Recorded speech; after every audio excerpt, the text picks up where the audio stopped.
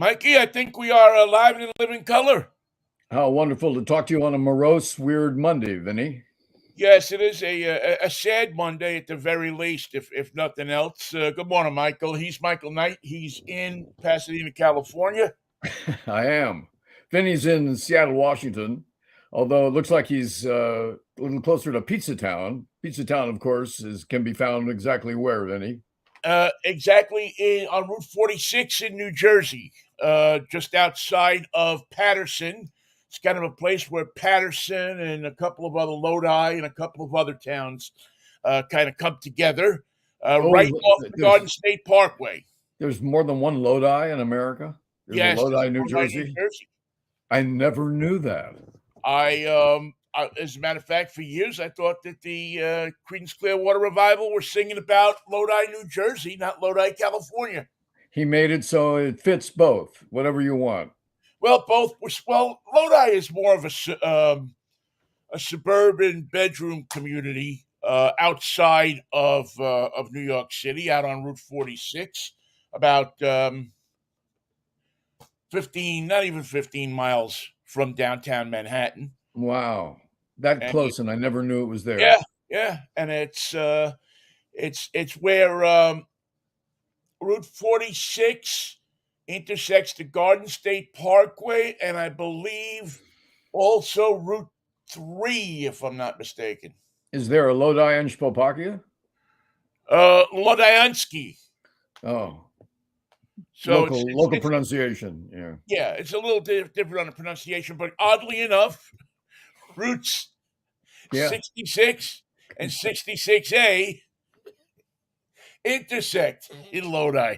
That's why in Lodensky, that's where one of the first places that the frontage road is going in. They have plans. It's all drawn up.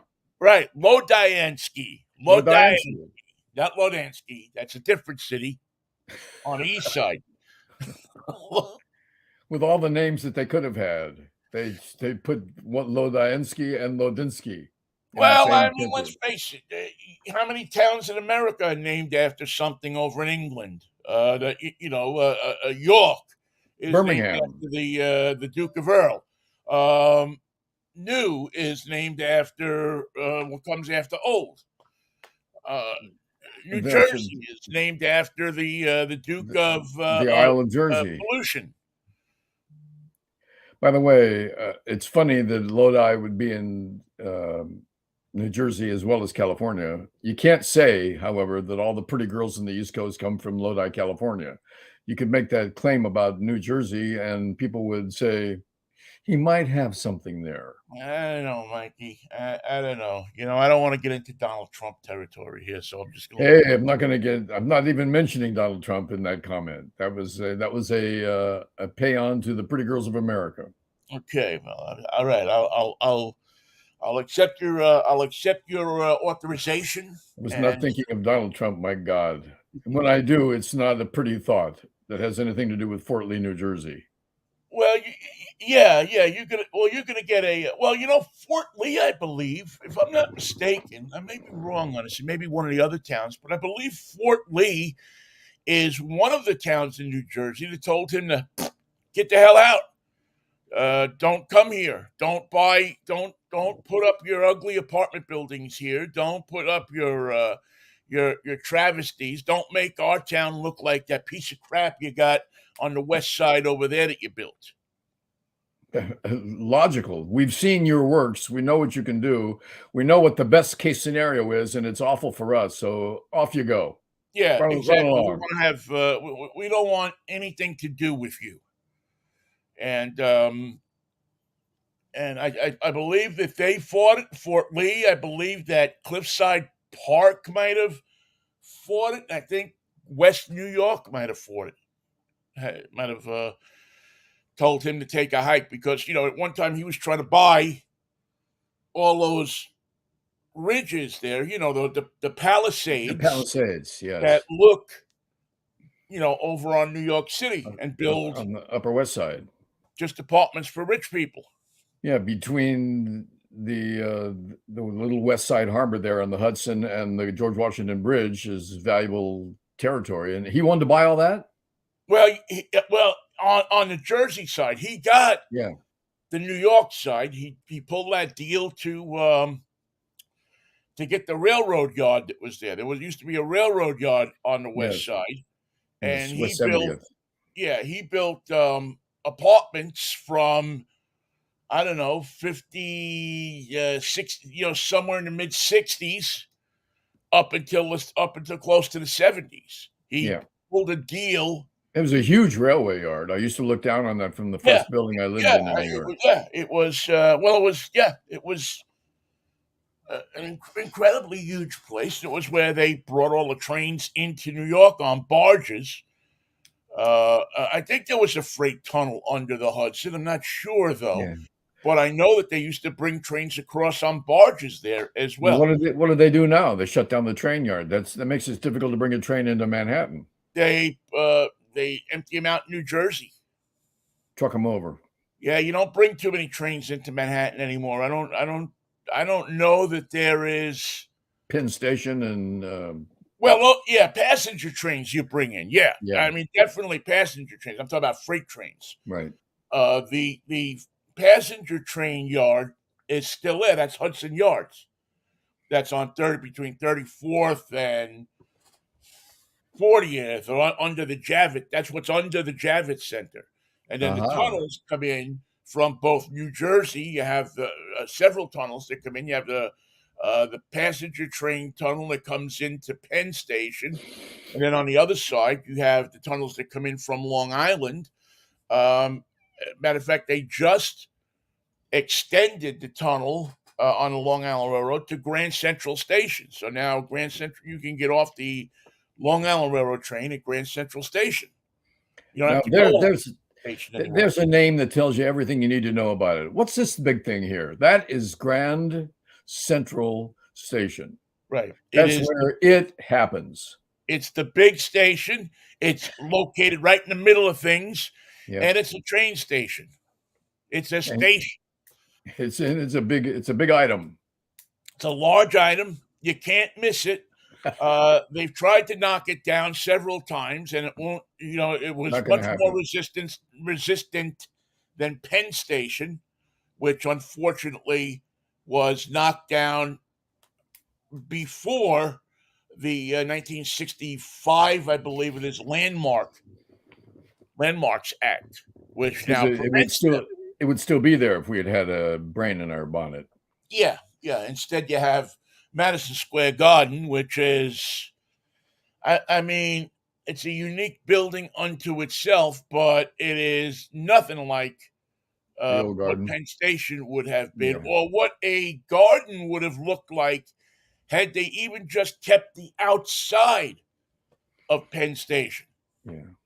Now, luckily, they had the post office across the street, the big post office from the garden. And that's a big post office. And they couldn't knock that down. Yeah, if you imagine a city block in Manhattan that's completely a post office, yeah, you get an idea of how big it is.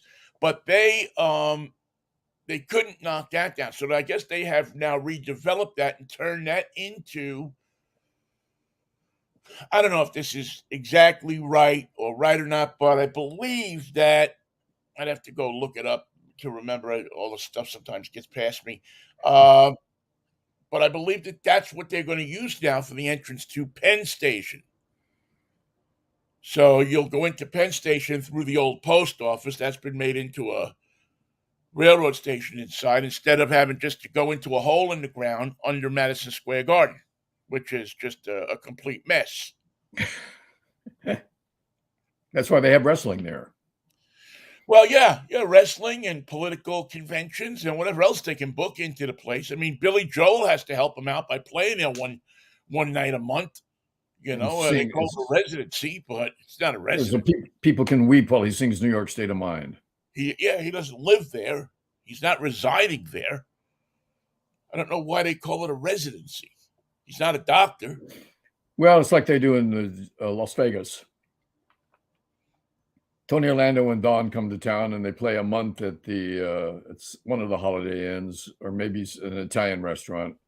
Yeah, I think it's Papa Giuseppe's. I think they're now playing it.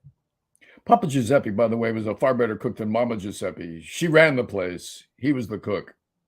Mama Giuseppe hired the waitresses, and there was a reason for that. There was a long, long ago it was decided. You keep your hands in the kitchen. I keep my hands at the cash register. Yeah. And in between, I got my eye. I got my eye right here. It's so great when you go into sometimes, that they're disappearing now. It's no longer, but or not much. But when you go into some of these old school restaurants, that mom and pop own, and mom is by the cash register and she's keeping an eye on everything, and pop is, in the kitchen. More than one Italian restaurant that I used to go to had that bookkeeping system, so Yeah. that Papa wouldn't dip his ink his pen into the inkwell. Nope. Keep your hands busy in the back. Thank you. Yeah, you stay into the back. I stay out here with the waitresses, and that's the way it was. I mean, And their baked ziti was great. you'd line up for it, man. You'd go there, and they were open till 4 in the morning. And that's when you really need baked ziti. Yeah, I mean, I gotta be honest with you. Yeah, you got a little bit of a load on. You don't want to drive to Chinatown, man. You need something to put in that stomach that's gonna soak the alcohol I up, was going to agree with you. and the people that you live with. Yeah. Oh, yeah. Not just one person has to agree with. It has to agree with a room full of people. So anyway, Pizza Town here, which is still there. Every time I go back to New York, I drive there to get a slice of pizza, but it's not Since pizza. no, They make they're one of the few places that make zippola, or as what's many that? people call it, zeppoli, and it's a Oh, fried dough ball. oh, okay. And you put it in the oil, and it fries up, and put some powdered sugar on it, and there's nothing better in life. Since 1958, nothing better in life. They were making it before that, but it used to be the only place you could get those things. They're kind of like bidets, Yeah. kind of the same idea. Um, but there was no place you could really get them if there wasn't an Italian feast going on, except for Pizza Town. So I used to, when I worked in New York, late, overnights and stuff. But Pizza Town is open till 11. Used to shoot through the tunnel at 10 o'clock, up Route 46, real quick. Grab a big bag of Zippola, and you could always tell because I had the powdered sugar all over. Vinnie, where you been? Never mind. Never No, mind. I know where you've how do been. you know? Well, you got powdered sugar. No, that's not powdered sugar. I was actually in Jackson Heights. Now we got to go to Jersey to get the powdered sugar. Right. Now we have to go. Yeah. Now we got to do something different. Anyway, so Since 1958, by the way, that was one of the. I liked the 58 Chevy. Didn't really care for the 59 and the 60, 62. There was a thought that was weak in there, but 57, 58, some of the best Chevys ever made. well, the 58 was a very unique Chevy Yes, because 1 year the only. 55 and the 56 looked kind of alike, and the 59 and the 60 looked kind of alike, but the 58 kind of stood on Yeah. its own. It didn't have any of the characteristics really of the other. We're talking about the large. Well, at that time, it was only the large Chevys. The Bel Air. You didn't have the smaller Chevys, but you had Bel Air and the Del Rey were the same size.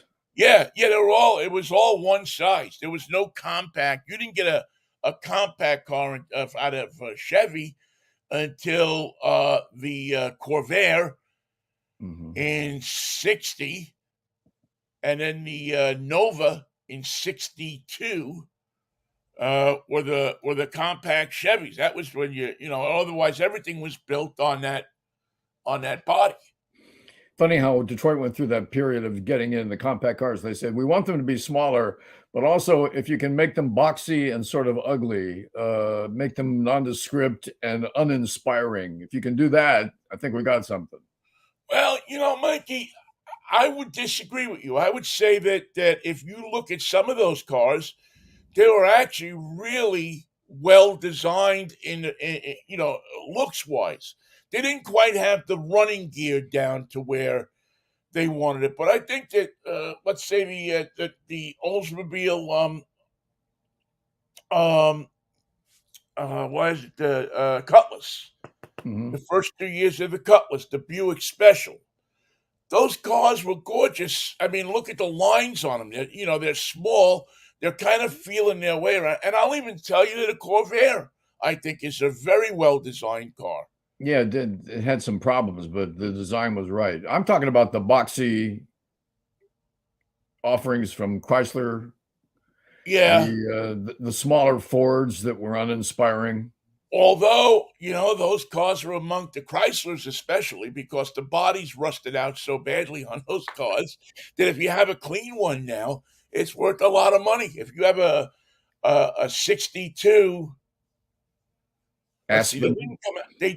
What they did with the Dart, let's say the Dart, which was their compact car, right? is in 61, the Dart was the same size as the big size Chevy because they weren't quite ready, a big size Plymouth, the Fury, because they weren't quite ready to make the jump yet. The only one that really was ready to make the jump that had the leg up on everybody was Rambler Yeah, because they they had been started. They making started small cars small. since the early 50s. Yep. Um, but They just some of couldn't put those, together. They couldn't put together a design that was going to compete. They had the right idea.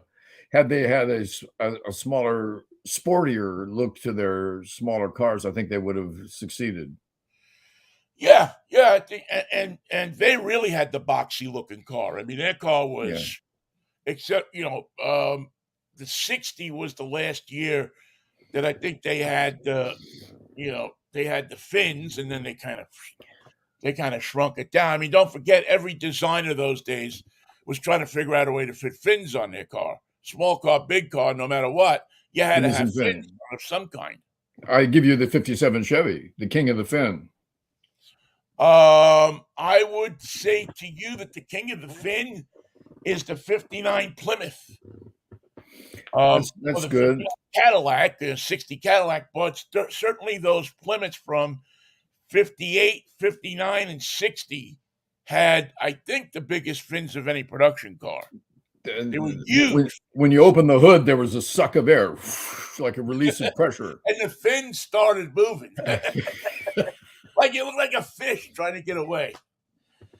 Oh man. What was the name of that Buick that had the huge tail to it? It was not the Invicta. It might have been the Invicta, the first year of the Invicta. Yeah. It Well, was yeah. it was a The 59, the full 60. size Cadillac size with the Yeah, the huge 59 fins. and the 60. There was the Special, the Invicta. I think they still had the Roadmaster. And they all looked the same, same full size. Hmm. Um, because Special in 61 went over to be their compact car. Yeah. They I'm talking rebranded. about the year where the Buick had a single circular taillight with a big swoop Right. across the That top of that's it. that's Yeah. 59 and 60. As a matter of fact, Beautiful car. funny thing about those cars, and not many people remember this, to start that car, it had a very unique starting system. You would step on the gas Yes.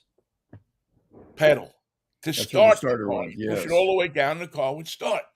Well, that was a great idea until they also figured out that the neutral safety switch in those cars, which is the thing that prevents you from being able to start your car while it's in drive or reverse, was basically non existent in that car. Wow. So you had a number of people who would put their car in drive, get out of the car, turn the car off, leave it in drive, get back in the car, press that gas pedal down, and Boom. now you have your 455 cubic inches of Buick engine working full time to propel you down the street while you and your mind is going, "What did I do wrong? How?" I took out a Corvair. In fact, I took out two of them with that big Buick. right. The funny And thing a lot about of that, small so children. you could take your key out while the car was in drive and then start it again still in drive. And yeah, you can start the car and drive. And that's one of the things that caused, nowadays you get into a car and every car is Prindle, park, reverse, neutral, drive, low. In the 60s and 50s, there were various spots for Yeah. different gears. So you could be driving a Ford, and the Ford would have the reverse gear all the way down. Yep. You could be driving a Chevy, and it would Oh, have it up. And it wasn't uniform on any car. You could stick it you wherever you wanted to stick it. And that also led to a lot of excitement. you had to know, that's all. In You fact, that's a question that you would ask if you were going to drive somebody's car. You sit down, no, I've never driven this kind before. Where's reverse? Because it was in a weird place in a lot of cars. It could be up, it could be down, it could be over. Yeah, I hated the one where it was close to you. It was where second gear would be, but inside of that and down. That's the third version of it. One yeah, up, it was one it was down, really, yeah, it inside and was down. it was a mess. So part of those federal regulations that brought you seat belts in 1965 and 5-mile-an-hour bumpers in 1973 was that all cars had to have a uniform um, gear indicator. Every gear indicator in every car had to be the same. Now, if the gun people were running America, they'd say, "Well, I'm free to have reverse wherever I want to have it." I don't need reverse. I can just turn the gun around and shoot it over my shoulder. Right. Not only that, Yeah. So nothing can be done to make it better. We could institute some laws, we could give it some thought, we could do thoughts and prayers, but I just want you to know, Vinny, that none of that's going to help, none of that's going to stop it. And besides, what about the blue states? They have shootings too. right, So they there have there's reverse all the way down too. So why not? What about them? What about What about well, what about buses? Do they have to have? what about Pinocchio? Don't tell me this kid made out of wood came alive. There's got to be something more to that story. What And about that? he had an AR-15 too. Michael? It's disgusting. This country has gone from being the greatest country on the face of the earth to being disgusting, to being Except absolutely disgusting. we are disgusting to ourselves and to a number of people, but to others, this is the prime of existence. No other civilization could do it better. And for those who want to criticize America for being violent, I just want to tell you, nothing will change it. You can't institute gun laws. You can't do it. You can't touch this problem. I just want you to know that it may get worse, it may get better, but nothing will stop it. That's the Republican point of view. And I think as soon as we find out where they got that information and can justify that point of view, we're going to have to join with them because there's more of the idiots in this world who believe that nothing can be done except we can kill each other at a ever increasing rate. But there's no legislation, no laws, no restrictions that can make this any better. We've given it some thought, Vinny.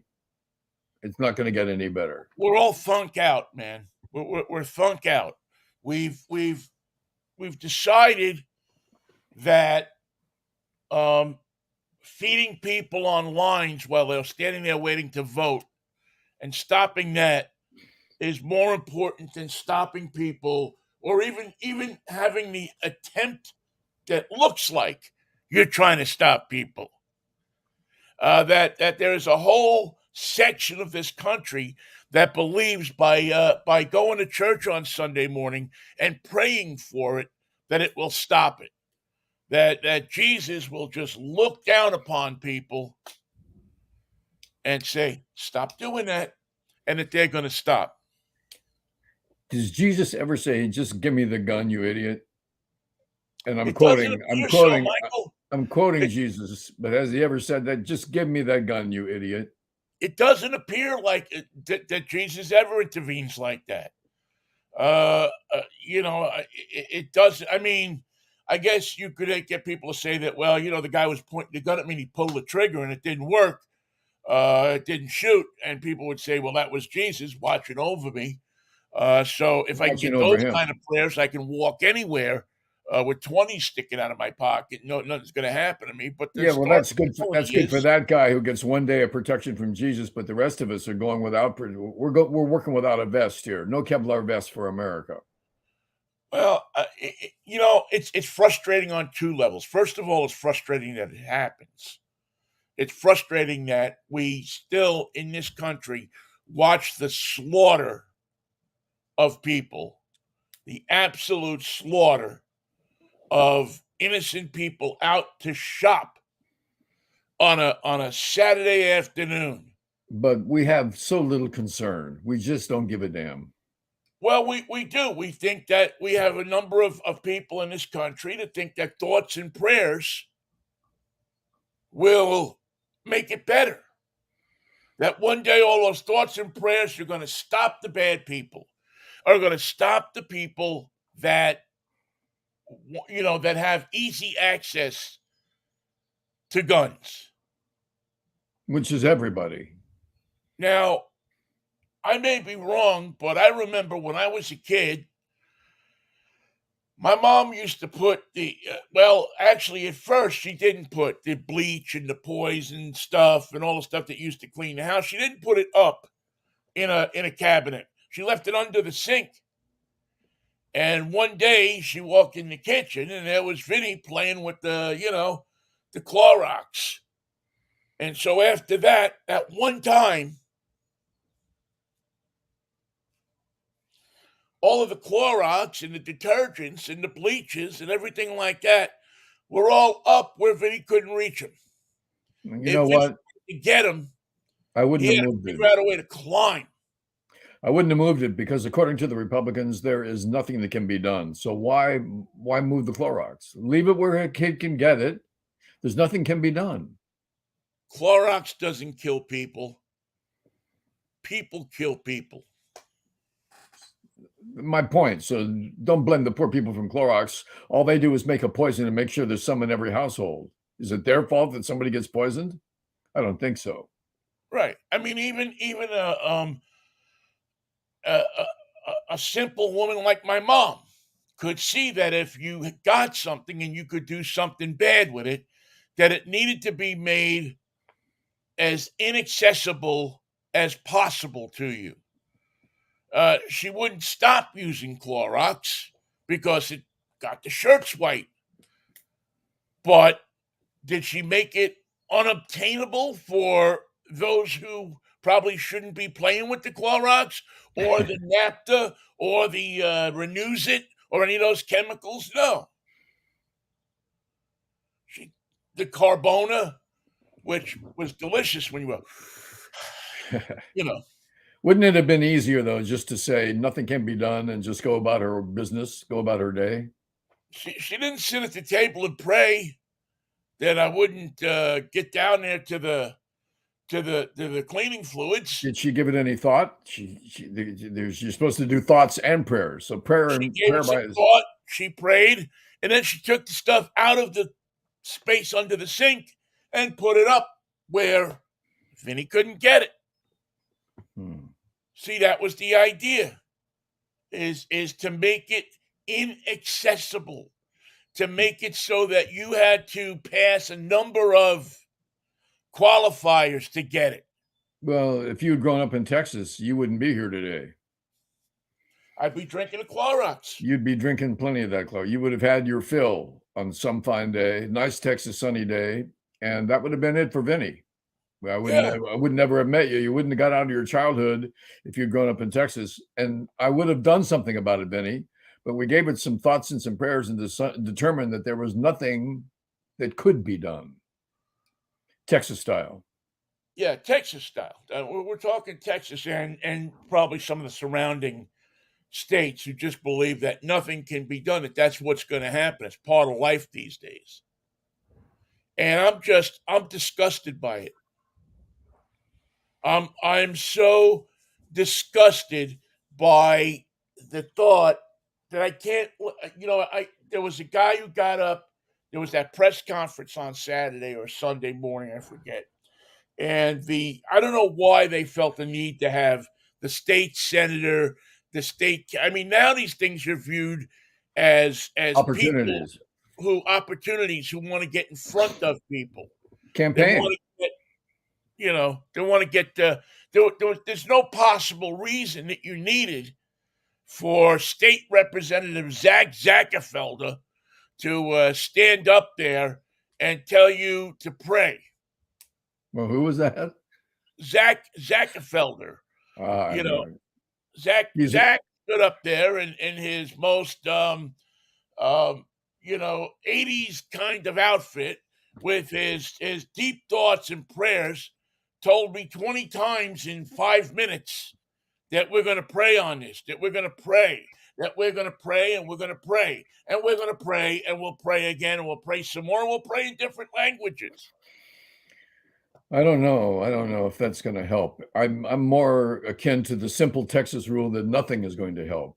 And if that's the case, save yourself a lot of time praying and just go to Pizza Town and get yourself a. You're on your own. Yeah. You're on your own. So everybody get a gun. Meet me in Pizza Town. And move to Texas.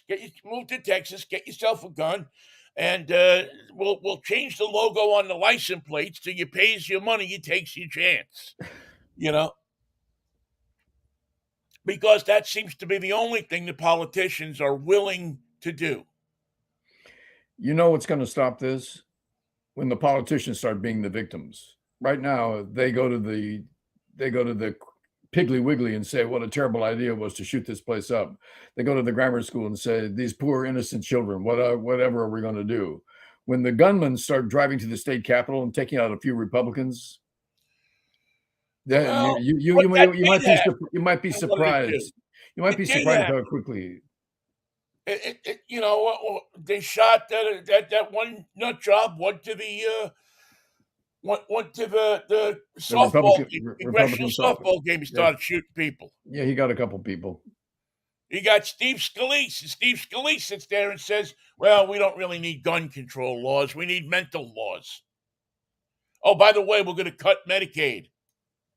And by the way, I'm still the best shortstop the Republicans have. That'll tell you something about the people that you're dealing with. It's just, listen, I wish I had an answer. I mean, I wish I had an answer. My answer would be, to go to house and collect all the damn guns. And then we have The problem is we've done nothing. So if you had an answer, Vinnie, you would be leading the nation right now in solutions because no one has got an answer. We're not even trying, Michael. Nothing can be done. We're not even trying. Yeah. We're not even, there's been 200, what is it? What has that been? About 290 days in this year, or 180 days, and we've got 220 or 210 shootings. We're trying to schedule them for the weekends where we can get in 3 because CNN can cover 3. It's pretty hard to do 4. This was a real challenge this weekend because we had a couple shootings, but also we had the car into the crowd. So the equivalent for mass destruction was a total of 3 different terms to be used in each one based on the ingredients of the situation. But the one in Texas was kind of weird because the cops there didn't want to do any briefing. They said, we're not going to give you any briefings. There's no scheduled briefing. And then, of course, they came out with the scheduled briefing and gave us a briefing. Why they went to the trouble to tell us they weren't going to do what they were going to do, I can't begin to tell you. Is that a Texas thing? First I tell you I'm not going to do it, and then I do it? Yeah, I think it is because you had, the governor of Texas, the guy in the wheelchair. He says he won't. He's rolling around there trying to tell you that, let's not jump to any conclusions. Just don't. You know what? Have a 5-year-old kid shot and killed who's doing nothing but holding his mother's hands. That's a conclusion. And you tell me not to jump to any conclusions, you snivelly little bastard. What he doesn't want you to do is come to any conclusions about it. Like, think about it for 5 seconds. This thoughts and prayers thing is just a talk. It's not real. There is no thought. There is no prayer. If you were to think about it, you wouldn't say stupid things like he just said. The end result is everyone's affected by it, and the erosion to the society is daily. And when it gets to the point where the dam doesn't hold and the civil nature of society is gone, that little guy in the wheelchair is not gonna be the one to help. He'll be behind the wall someplace with guards and Yeah. the militia keeping him alive. This is what we're barreling toward, Michael. We're not even moving toward it. We're not even edging toward it. We are barreling Going toward as fast as we can. toward some kind of destruction in this country where either everybody is going to have a gun, and people are going to start getting shot for nothing because they drive up somebody's driveway or they knock on somebody's. Oh, Yeah, we're past that. yeah, we hit that one a few weeks ago, didn't we? It's yeah, we're past that. Past that. Now, if you're a teenager, use Google Maps, know where the hell you're going. Don't just drive into somebody's driveway. That's the end of your junior year right there. Better yet, don't go out of the house. Stay in the house. Play your video games. Does Pizza Town deliver? Because we may have to go there to leave. No, you have to pick it up at Pizza Town. Damn. They also make a great sausage and pepper sandwich. Ooh, that sounds good. Oh, Michael, the sausage and pepper, sausage and peppers. Oh.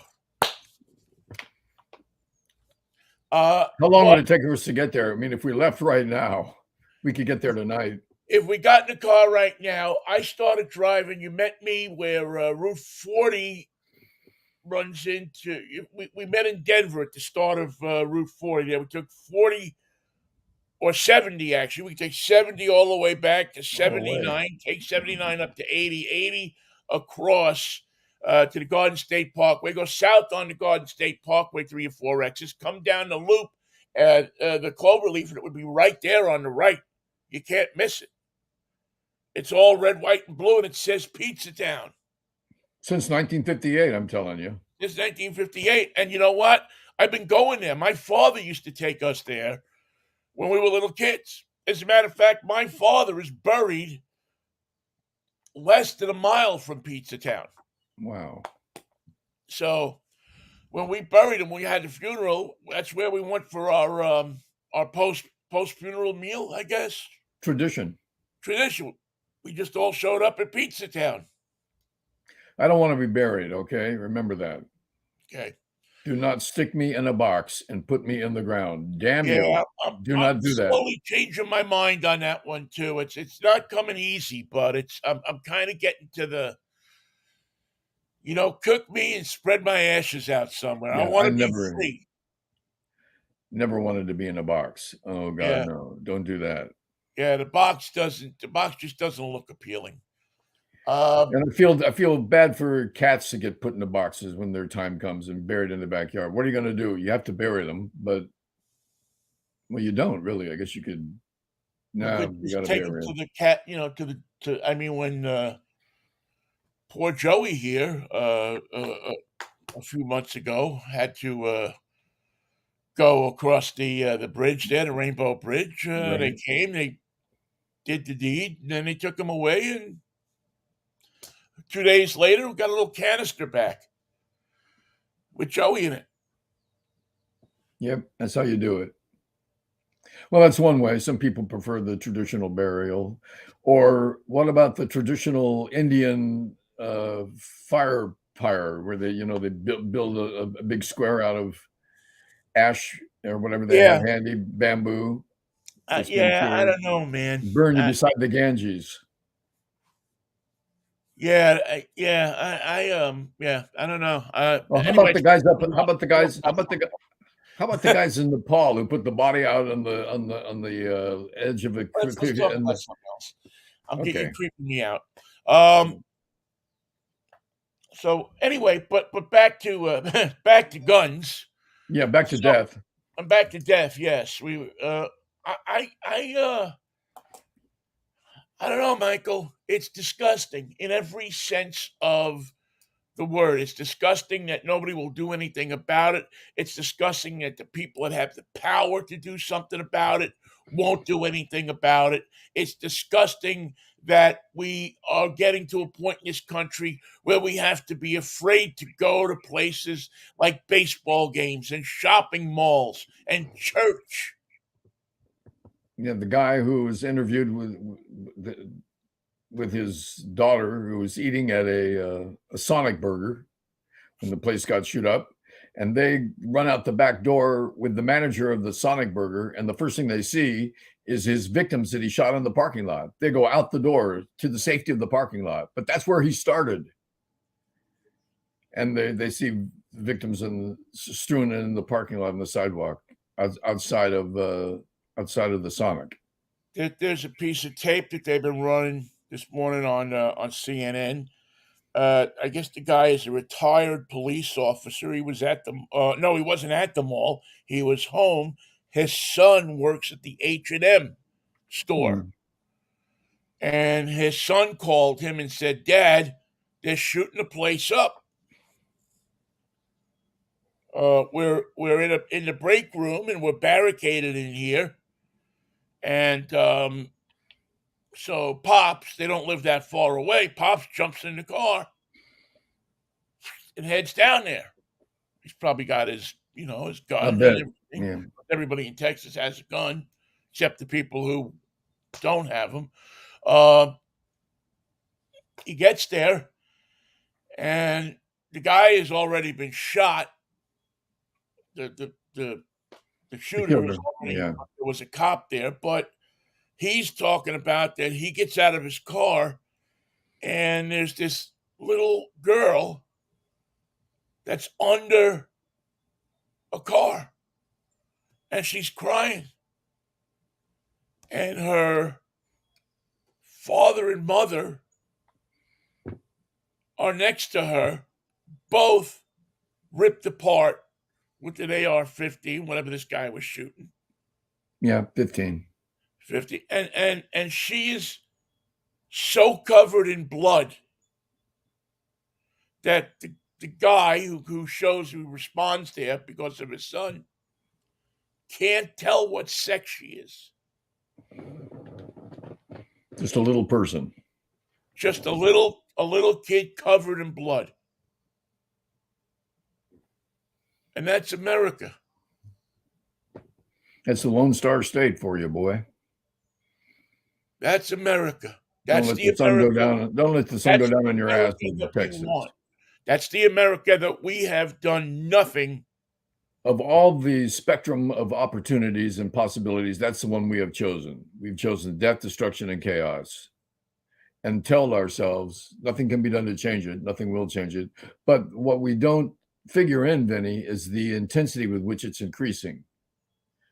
How many shootings can we fit into the weekend? Soon we'll just cover the top 2, because there will be 10. There'll be more than 10, and every time.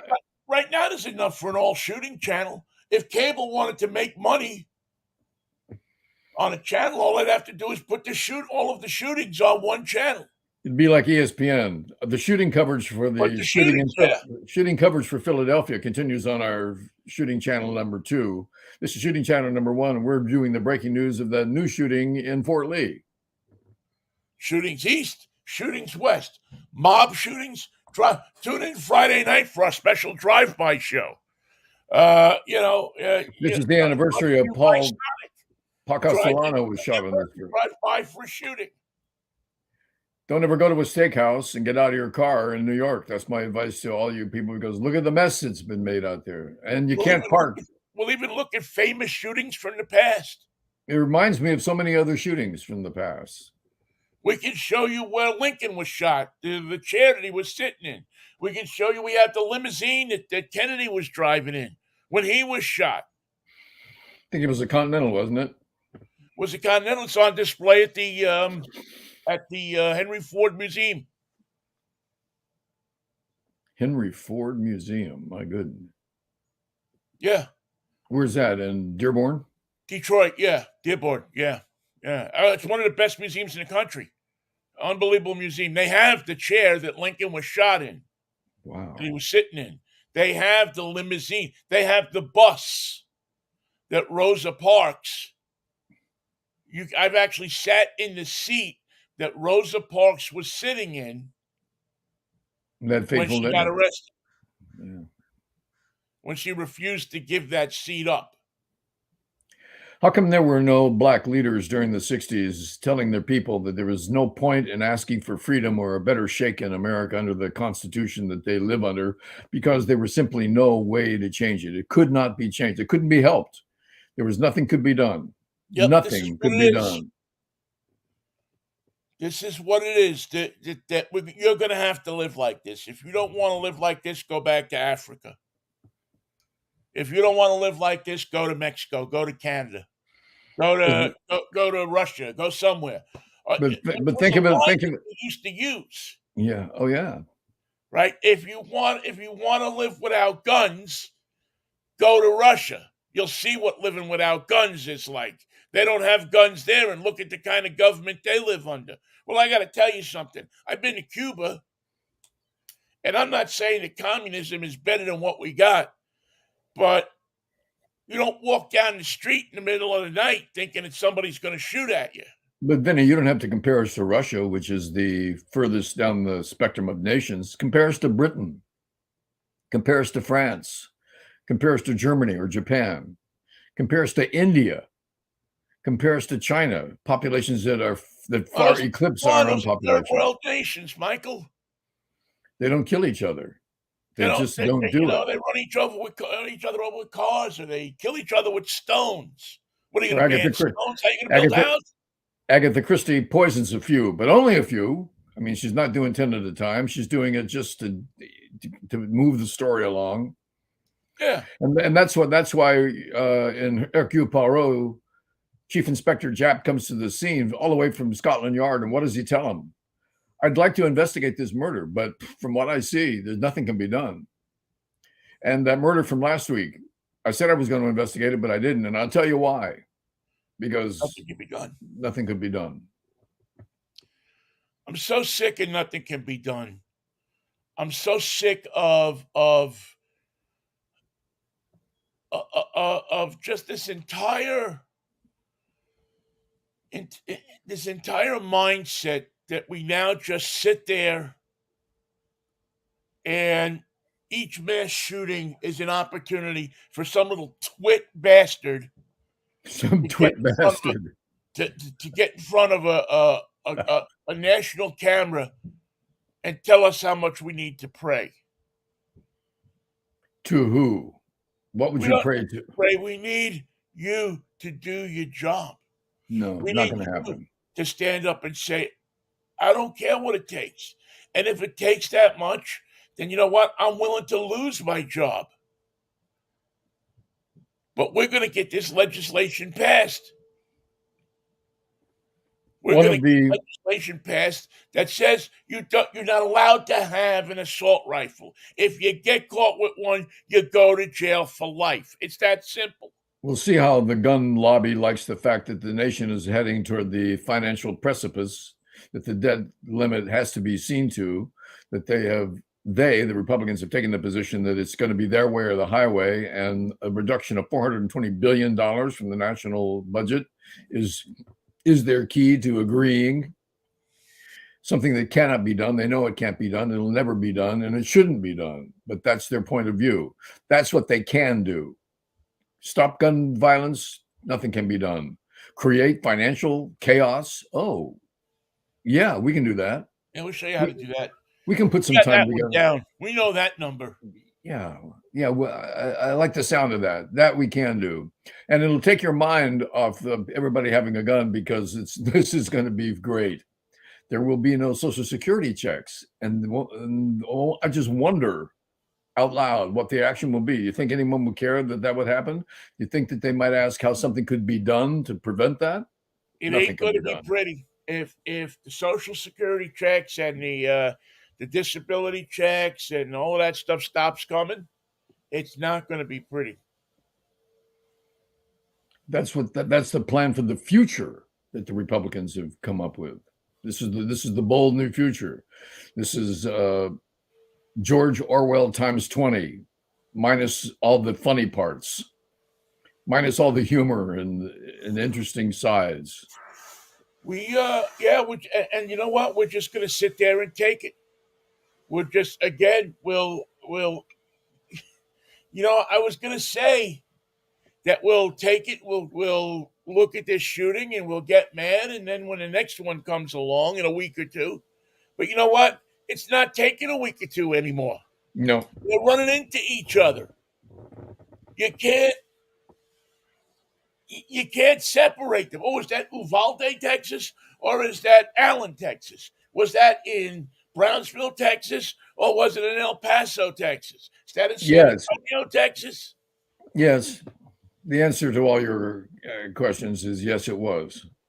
I would be embarrassed if I were the governor of Texas. Well, I'd be embarrassed about many things. But the first thing I would be embarrassed about is getting in front of a camera and even showing my face.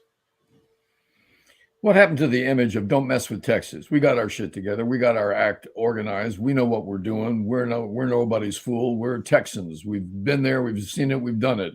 And now, what does Texas stand for? It died with Roy Rogers and Billy Sol Estes. The state that can't. It just can't. It puts together its best effort, and it can't even get its heating system working. Its governor and the Texas Rangers and all the investigative powers and all the preventative measures that could have been taken, all just thrown to the wind. You think Lyndon Johnson would have taken this crap? You think Lyndon Johnson would have allowed this to continue? No, not LBJ. He would not have. No. He'd say, I already told him you were going to vote for it. He said, but Mr. President, I oppose it. He said, well, I already told the press, so it's done. Yeah. This is what you're going to do. Tomorrow morning, you're going to come up with a ban for these assault rifles. I want your vote, and I'm not asking for it. I'm telling you, you vote for this, Bubba. We're not going to do this anymore. We're not going to take this. Do you think that I'm trying to remember her name now. I can't remember her name. The gray-haired lady who was governor, Ann Richards. Yes, Ann Richards. Would Ann Richards be taking this crap? No way. Nope. She'd say something's wrong here, and we got to fix it. It's fixable. Don't let anybody tell you there's nothing can be done. There's so much that can be done. Because they're doing it everywhere else. And it's been done, and it has to be done now. I wanted to change the subject for just a second because we're running out of time. Yeah, we got a few other things we got to get to. I know you posted something about the great pitcher Vida Blue passing away over the weekend. Yeah. I had an interview with Vida Blue, and it wasn't about baseball. When he got in trouble with cocaine later in his career when he was pitching for Kansas City. I blame Biff Sugarman. He knew that was going on and didn't put a stop to it. Right. And Vida had to do some time, and he was on the wrong end of a decision from the courts, and it hurt his career and it hurt him personally. But that's what drugs and alcohol can do to you. It can ruin a perfectly good career. And I was doing a special at KRQR called Rockers Against Drunk Driving, like Mothers Against Drunk Driving. We did an hour-long special on a Friday night. Took me a long time to put it together. But of all the interviews I did, I talked to Vida, asked his permission, and he agreed to an interview based on his time on the other side of reality. And we did it in the Giants dugout. Not there wasn't a lot of privacy. He was in his uniform.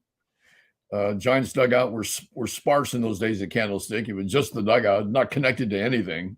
Yeah, like it's supposed to be. If you wanted to go to the clubhouse, you had to go down the right field to the corner to get there. Anyway, he gave of his time, he gave of his opinions, he gave of his experience, and he gave of the terrible things that he did, that occurred to him. You know, for someone who was so loved when he came into the league, he had a tough time in Kansas City, tough time with the law, but he was willing to talk about it honestly and help me with my project.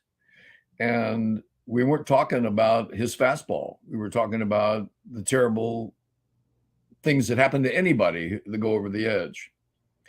So I thanked him yesterday when I learned about his death for that, because how many guys that put on the uniform every day want to go back and think about all the cocaine they wasted on themselves, Yeah. and the decisions that led to being incarcerated. So I thank him for that, because he was absolutely honest and upfront and not the least bit embarrassed about what had happened. It was something that he used to inspire the younger players. You're a pretty big deal today. You struck out 8. You had a great game, and you won your 5th game this season. It's still early, but it looks like you got the stuff. Let me tell you that was me too, but that's not all of it. There was another side, Yeah. and I've been there too. And you don't want to go there. So if you want to know anything about Vita Blue, he had a great delivery. He was an extraordinary punch him out pitcher, and he was a really honest and helpful person to the core. And miss Vita Blue, that's for sure. And he was only 72 or 73. Yeah, wasn't old at all. I encountered him a number of times. Always found him to be an engaging person. Oh yeah, very open about the problems that he had had in the past. Hey, he had a radio show with on KMBR on weekends. Yeah, with a can't remember the pitcher, another pitcher from the Giants. It was 2 pitchers talking about baseball. Great, yeah, great perspective. Yeah, I can't. Oh shoot, I can't remember. I know. I heard the damn show. Yeah, of course. Anyway, yeah. I mean, he was. His abilities as a pitcher were obvious. The stats back it up. When he was a kid, his delivery was murder. Yeah, his abilities as a human being were even more demonstrative. If you talk to him, I mean, again, I'll go back to how many musicians did he influence? How many people have an album or a song or a band or something musical Name for that him. uses Vita Blue's name in it?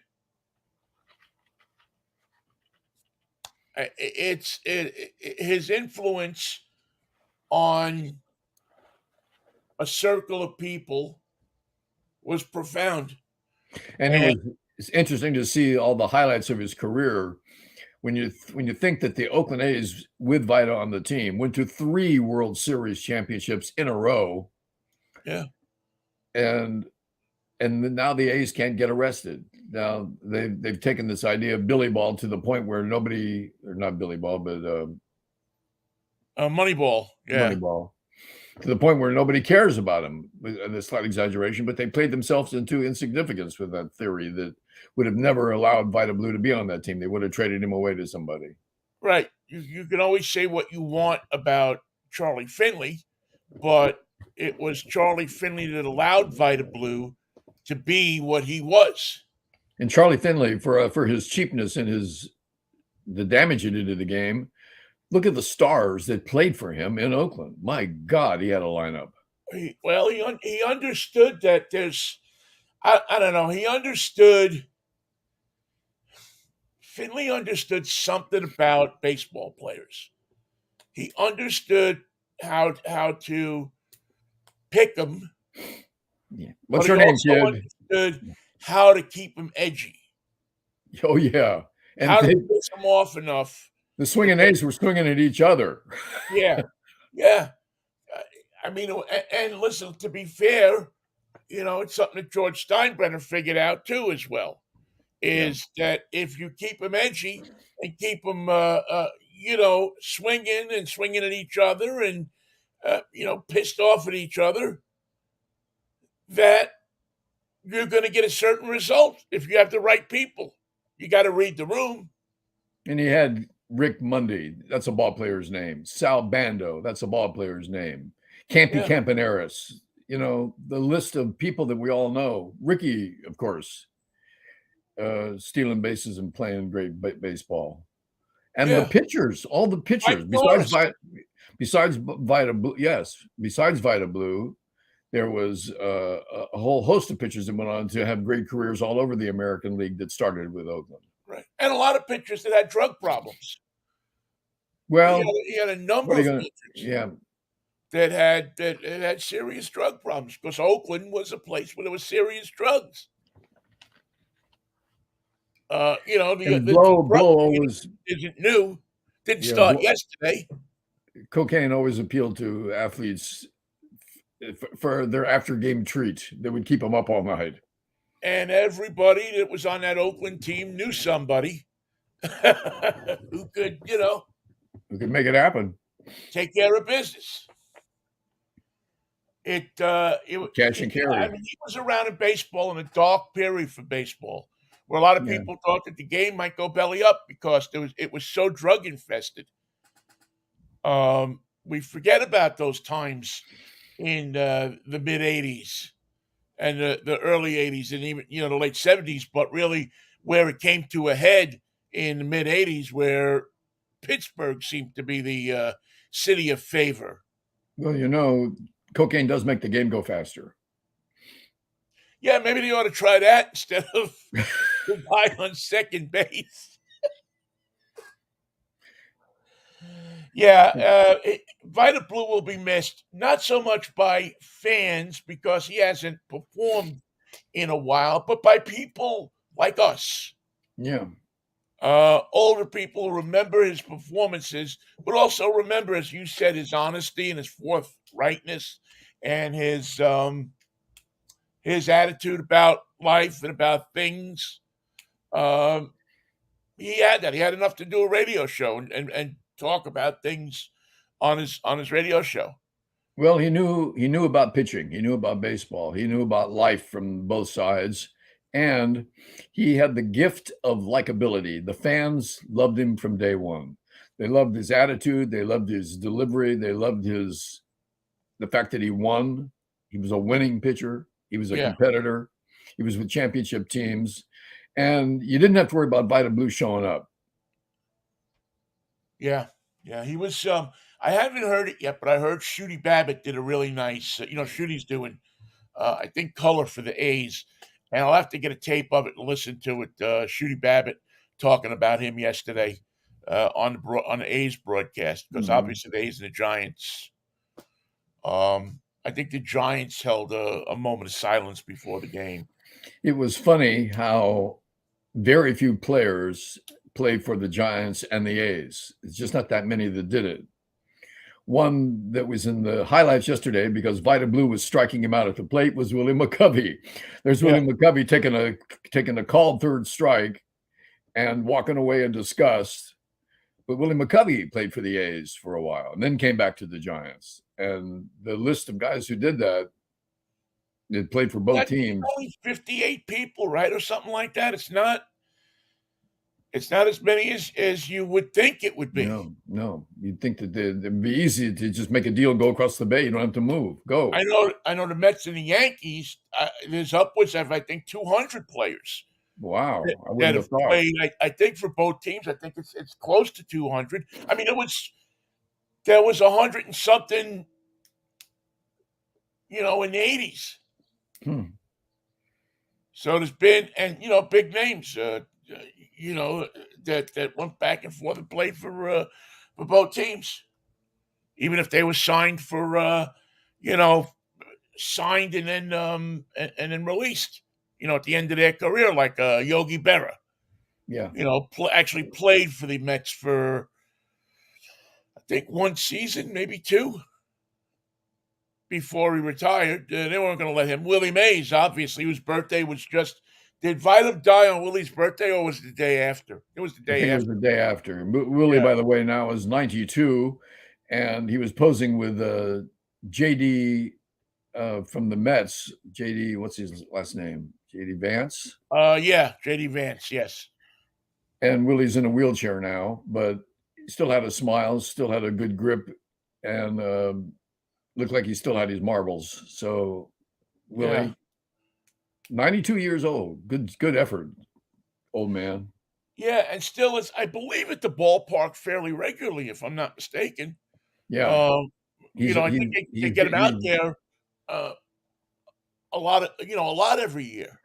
it's something that the Stoneham years and the years that followed Stoneham never did. They didn't go back and take care of their players. They didn't have an honorary Right, presidential place for them.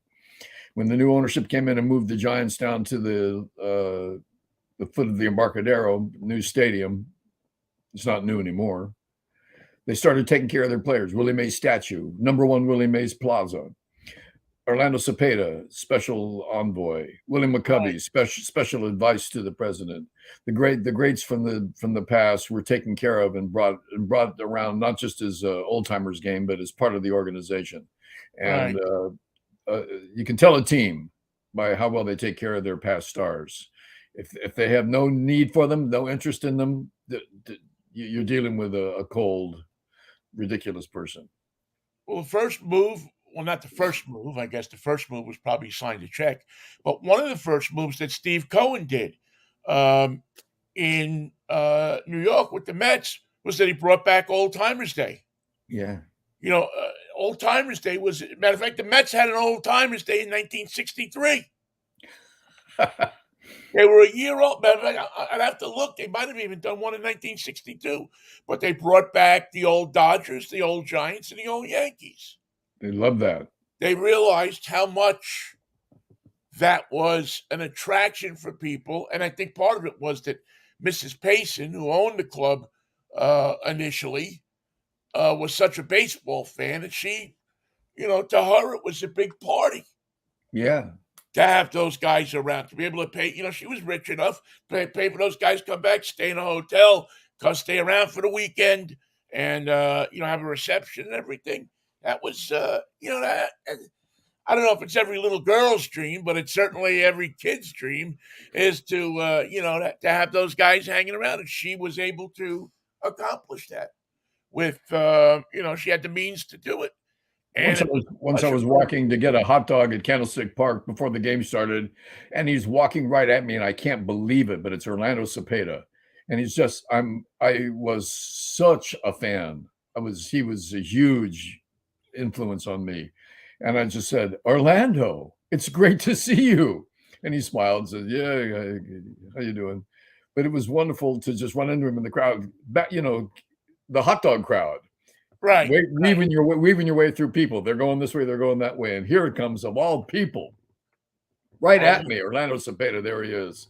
God, I could have And plotzed. and that wouldn't happen today because they put him in a private box, which, Yeah, again, you wouldn't go to a game and nowadays you go to a game and the players, the old timers are all sitting in a private box with the owner and this and that, and I don't know if that's good or bad because they probably get mauled for their autograph. what would you Imagine. do if you saw Smokey Burgess specs, carrying a beer and a hot dog? Smokey, for crying! Well, Let me Smokey help you with sits that. down right. Smokey's got it smart enough to sit right at that last seat by the walk around aisle so people can actually stop and ask. And I've told you the story before about Ricky Henderson and how I got to sit at a baseball game with him.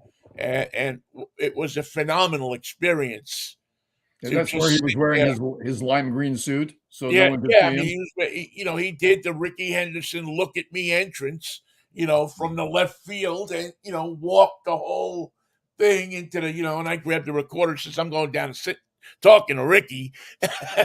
So luckily, I had the interview, saved the interview. Um, but yeah, they didn't. Now they're realizing that. I know the Mariners have their Hall of Fame.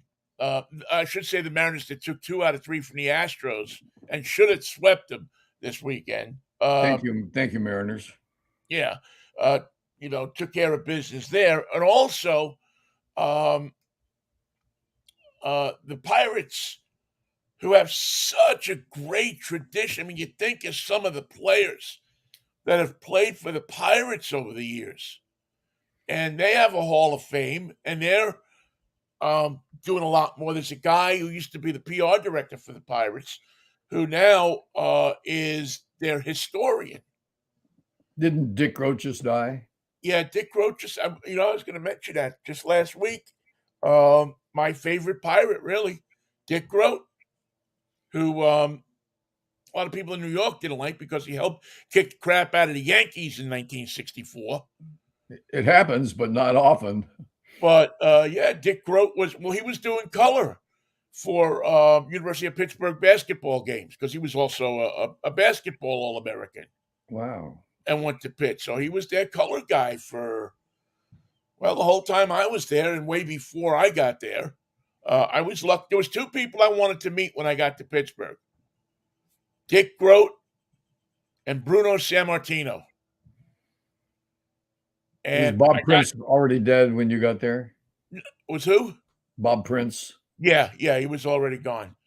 But he was. But I got to meet both of them, and it was thrilling for me.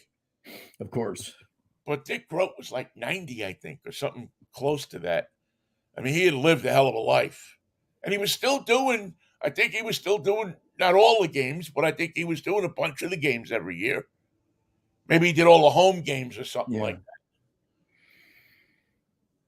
that. Yeah, it's All not right. fun when your baseball cards die. No. No, it's always that realization. That's the sign you're getting old, man, when your baseball cards start to die. Well, Willie Mays is keeping me under the illusion that I'm still young enough to go to the game and watch batting practice because he's still with us. McCovey's gone. Cepeda's still with us. Yeah. Yeah, it's not gonna be pretty when Willie goes. Only for the fact that, just What it represents. the greatest. Yeah, yeah. I mean, he represents our youth. He represents. He when he goes, it'll be driven home to all of us that there's a vulnerability that we're not, Which he never showed as a player. which he never didn't show it except for the first year he was in the league, Yeah. and then even then he didn't let people see it. Willie Mays had a way of running out from under his hat. Nobody could do that. I don't know why it would come off, but it would. He would take off, and when he hit the afterburners, the cap Yeah, would just I fly think he off. wore a size too small myself, but that's just my opinion. Maybe he did, but it was like clockwork, and it was part of the deal. And in addition to running faster than his cap could go, Willie Mays could use the basket catch, which I don't think anybody else. He claimed that it was easier. I can't tell you how it happened, but he made it look like it was the way to catch a ball when nobody else in baseball did it but Willie Mays. Very few people. I used to do the basket catch when I played in the outfield, and I was broken of it. Yeah, it'll catch you right on the chin. Yeah, I would. Well, not by that, just by my manager, my coach, saying we don't want you can't do that.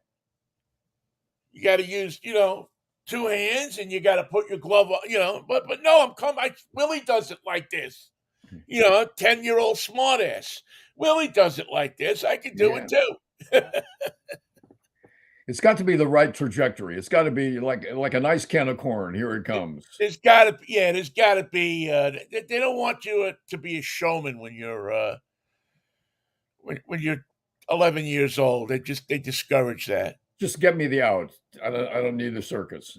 Yeah, I don't need you to show me the behind the back and the this and the that and just get the out. Don't be an ass. There was something else I had too, but I guess the coronation. Did you watch any of that? I didn't. Kristen stayed up. She stayed up late and watched the 2:00 feed and did the whole thing. And she said they changed his clothes 4 times. They put him behind the screen and he transforms. It's like a butterfly going through the stages. They changed his clothes and put him into different robes. And this one means something else. And they tie it on. And it's an ancient tradition, and it's also kind of weird how you have to have a priest take you everywhere you go. Yeah, you know what? I stayed up and watched it. I dozed a little bit. I was actually working, getting the show Saturday morning ready, and I got to admit, I'm glad I saw it. I was kind of, but I thought it was really cool that here's this thing that unites all these people. Say what you want, Mhm. whether you like it or you don't like it, or you think They've it's got a they've waste got of some money. they've got something we don't have. People pay attention to it. They revere it. They respect it. You still learn how to curtsy in front of the queen, and you there's a certain protocol to it. There's a certain sense of connection to the past.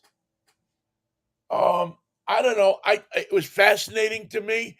I thought it was really cool. And I just yeah, I thought it was a spectacle to watch. And Westminster Abbey is not looking as ancient as it actually is. It was looking rather It looked like a movie modern. set, didn't it? Yeah, yeah.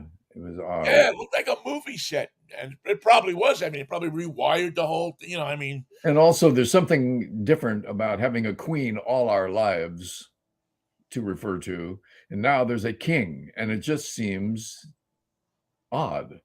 The King yeah, of England and King Charles III. It just sounds weird. It sounds I'm not accustomed to it yet. And yeah, I think he looks different. I think as he became king, his face changed. yeah. I would agree with that. I would definitely agree with that. I think he took on a more regal, more Yes. he looked like he belonged on a dollar bill. Yeah. He looked like before he did, it always was a little goofy looking to me. Yeah. But there was something about the way when they put the crown on and the whole thing. I love Camilla fixing her her hair under the crown. No, it goes putting it this way. Let me do it. I'll do it. I know how to put a damn hat on. Um, but there was something cool about it that I could understand why people, even in this country, that broke away from that so many years ago. I could see why people are fascinated with it. It's just it was a very whoever was in charge of putting that production on did a nice job. It came off, I thought, flawlessly. It was huge. I mean, the effort It was was absolutely huge. I mean, huge. you got all the stuff going on. The people were well behaved. Could you imagine an American crowd like that? We would do something to calm them down, but nothing can be done, Vinny. We've given it some Yeah, thought. yeah. People would be beating the crap out of each other, trying to, run up and I don't know, kiss the guy or something. Kiss his ring. Fighting for I don't know. fighting for the seat in the front. Justin Bieber is down. Justin Bieber is down. Someone got him from behind, and they're taking his seat. Well, that didn't happen last time. We should have these coronations more often. And Yeah, Justin's let's getting have up. He says he's okay, but he does want his seat back. We'll see how this works out. it was. I'm glad I stayed up for it. Glad I watched it. Glad that it took on what was a really bad couple of days this weekend. Again, Yeah. because of Texas, because of all the crap that goes on there. Um, at least you had the coronation to kind of check into and to By the take way, your mind off it. you and Kristen had better seats than Harry did, as it turns out. That that Well, book did not help him. somebody pointed out, Michael, that even if he was there in that official capacity, that he really doesn't have a role. No, He's not. nothing to do. He's not the first in line of succession. No. You know. So really, the reality is he probably. I mean, maybe he would have had a little bit of a better seat. And now that his brother has a young son, he's not next in line to anything. Yeah. Yeah, he's just part of the mix, and he's not even part of the mix anymore. He's a spare. Yeah, is that the name of his book, Spare? Weren't you telling me that the other day? Yeah. And for some reason, Piers Morgan is pissed off at him. I don't know what. For living in Santa Barbara and leaving him behind. Yeah, Piers is pissed off at I mean, you name a person and Piers is upset. If I'd be upset too if my mother named me after a place you tie up boats. You got a boat, where you're going to tie it? Tie it to Piers. He'll take care of it. Yeah, He's a sturdy, reliable guy. yeah. I don't know what it is about that guy. It's something I don't like. Something I don't like about that guy. He can be bought and sold. He's got the Tucker Carlson Spopakian strain. He can be bought. He can be sold. He can be trained to do terrible things. Yeah, but Mikey, we could be bought too, and we're not like that. We can be bought. We can't be sold, as it turns out. There's just no quality to ours. Our resale value is at an all-time low, but our purchase price is at an all-time high. We're ready to make a deal. We'd love to make a deal. I leave it to you and I put it to you. We're as valuable as a 1979 Daewoo. A 1959 Buick Invicta with a round taillight and a whoosh. Now you know what? That's a fancy car, though. My dad had a '60 convertible, and black with a red interior. Man, Oh yeah, man, that car was hot, man. That was yeah. and it was, you could fit three across in the front Yeah, seat. oh God. I was just Four thinking what it's like to park that on the street in Queens. Not easy, not an easy job. Oh man, oh yeah, and you know what? That was the first car that I ever saw that had the color changing speedometer. Oh, And where I did it never change forget my color? old man told me a joke about it. You go from 0 to 50 or 0 to 60, I think, and the speedometer would be green. It moved across like this. It didn't have the needle. It was Right, like the color. line. And Yeah. it had the line. It moved across. And it got to 60, and it stayed green. When, when it got to 60, it turned red. And so I asked my old man one day, I said, what happens when it gets to 120? He says, a big light comes up on the dashboard and says, slow the F down. I guess you had to Only, be. only, only, only Buick had that. Nobody else had that. Pontiac didn't have that. Nobody else had that except maybe Packard because they always had some weird stuff in their cars. They But had footrests in the back seat. Nobody else had came with footrests. yes, had a footrest in the back seat. Yeah. But so did a Humber. Yeah, yeah. All right, man. I think that That's probably a wraps morose, it up that's a for. morose Monday. Let's rest a little because we have a couple more shootings scheduled, and I would stop them. I'd take them off the schedule, but as you know, Nothing can be done. nothing can be done. Nothing can be done. With just the country who is concentrating on sending somebody to the moon again can't figure out how to stop gun violence here. Actually, we want to open a gun shop on Mars so that the people who are there can defend themselves against the Martians Do you or think anybody that, else that comes calling. do you think that that's maybe I'm a little nuts on this, but I think there's actually like a whole civilization on Mars, and when Hmm. they see something coming from the Earth, They hide. they flip everything around and they make it look like an abandoned pop stand in the middle of the desert. And then when we leave, it all goes back to civilization. That's what they perfected. How to And flip it all around and hide from us. they are pissed off that we send that little thing that drives around because they have to keep hiding stuff behind it. If Right. it's looking that way, they're living over here. If it's There's looking some over that way, they move everything over there. there's some Martian guy that it's his job to run along that thing with the stark, barren He's got a little picture sign. Yeah, that's with it. the green screen of running next to it, and everywhere the camera points, he's got to put that screen up. Their motto is give them what they want. They don't want any life on Mars because we can't deal with that. We can barely deal with life on Earth. We don't want to have to deal with life on Mars. If it's a red, deserted planet, that's comforting to us. Yeah. That makes us think we're special and better We than don't the want us to Martians. think that there's anybody else out there, and certainly not as smart as we are, Oh, not that smart. because Not they that don't smart. have guns. They don't? We can sell them guns. We've got some. Yeah, well, you know what? we can figure that out. We can do something about that. But We can as do something far about as it. people shooting other people, Nothing can be done. nothing can be done. Don't jump to any conclusions. Whatever you do, and you got the rest of Monday to keep from doing it, don't jump to any conclusions this Monday. Just don't.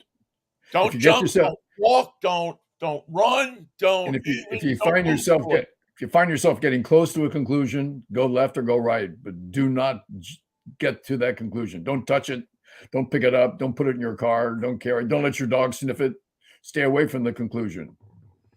And kids especially, don't take your dad's assault rifle, put it in the back of your car on the back of your bicycle, and go dump it in the river. Don't do that. That would be awful. Be horrible. And you know And what? Mike His father, Vinnie could get $5 if you did it. yeah. And if your father wants to know where the gun is, you can tell him if you want to, and tell him that the reason you did it was because nothing could be done. So you did Nothing could nothing. be done, so you did the next best thing. Something. That's right. All When right, nothing can Mike. be done, start with something. Good, Yes. good idea, Start with Vinny. something. I will catch up with you. I had something to show you, but you know what? I'll wait till Wednesday. Okay. See you Wednesday if the Lord's will and the creek don't rise. You have to say Manischewitz. Peace, love, and Manischewitz, baby. What a wine. All right, See you, take care, Vinny. Mike. Take care, everybody. Thank you for watching.